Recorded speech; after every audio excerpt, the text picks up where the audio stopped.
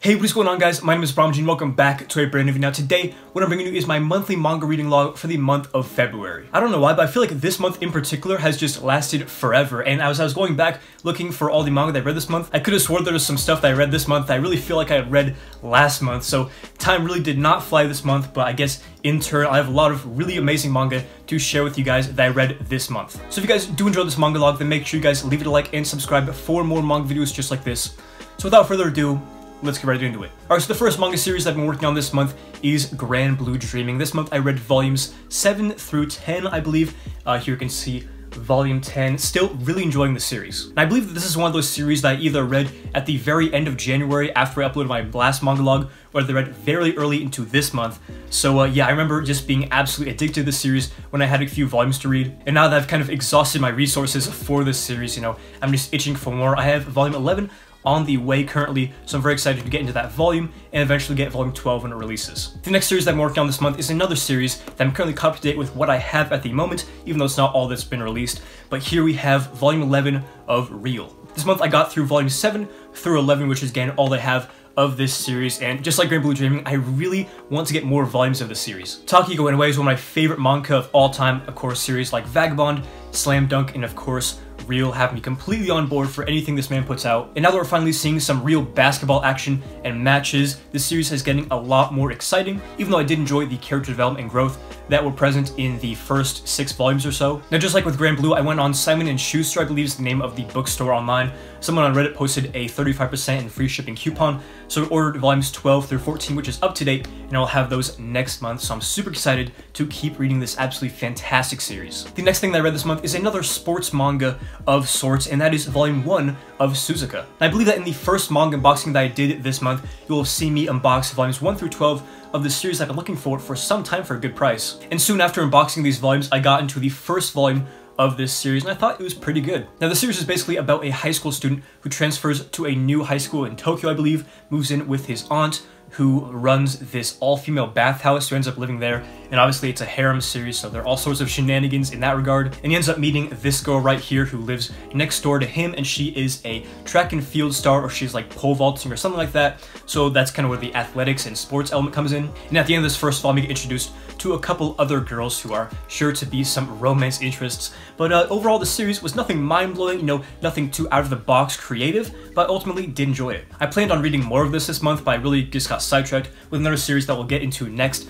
But overall, enjoy the first volume. Again, nothing crazy, but I'm excited to get into the second volume soon. Alright, so the next thing that I've been reading this month, and probably the main thing that I've been working on this month, is 2 series that are technically different, but I'll also go through them in the same segment. First, we have volume 1 through 9 complete of Battle Angel Alita, and then the sequel series, Battle Angel Alita Last Order. I got through volumes 1 through 10 this month. So I'll start off talking about Battle Angel Alita. I really enjoyed this series. I've been kind of on a sci-fi kick as far as reading and buying mangas. I got some really cool sci-fi series to show off in my haul this month as well, and that can partially be attributed to how much I really enjoyed Battle Angel Alita. This is obviously a classic manga series that a lot of people say is one of the best sci-fi series of all time, and I can probably say that out of all the sci-fi series that I've read, this is probably in the top 10. Volumes 1 through 5 are pretty solid, kind of episodic. Once you get to volume 6 through the end, the action just gets pumped up to the max. Some of the best volumes of manga that I've ever read. So if you're looking for something really, really cool to read in the sci-fi genre, then I would highly recommend you check out Battle Angel Alita. And then as for Battle Angel Alita Last Order, this is technically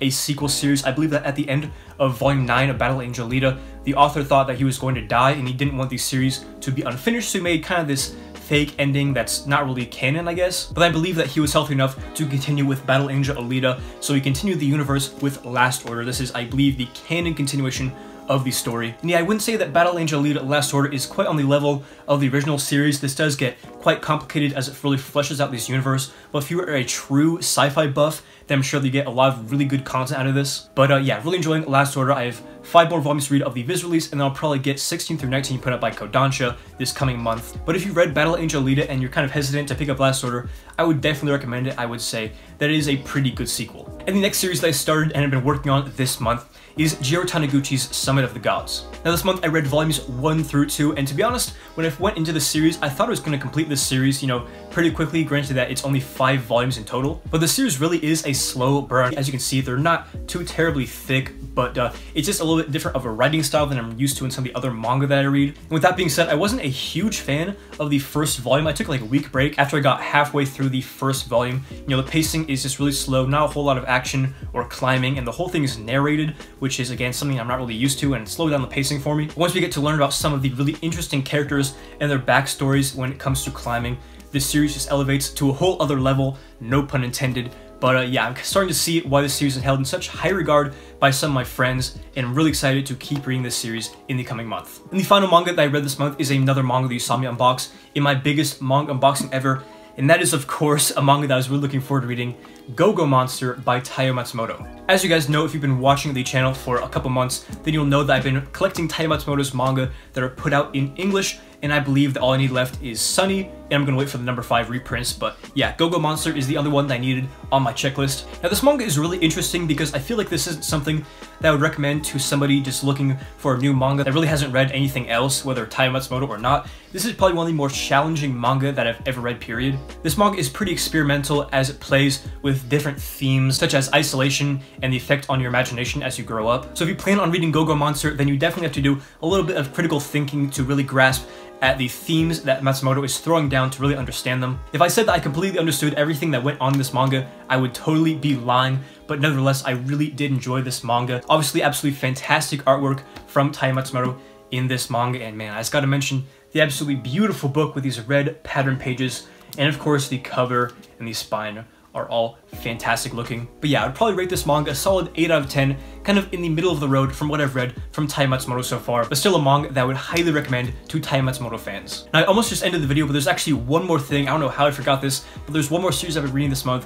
I don't know how this is in my mind, but that is of course One Piece. Now obviously I don't have a volume to show you right now. That's because I'm actually selling these volumes because I ended up buying the first box set, which is volumes 1 through 23. So before you guys come outside my house with pitchforks, that's the reason why I'm selling my One Piece.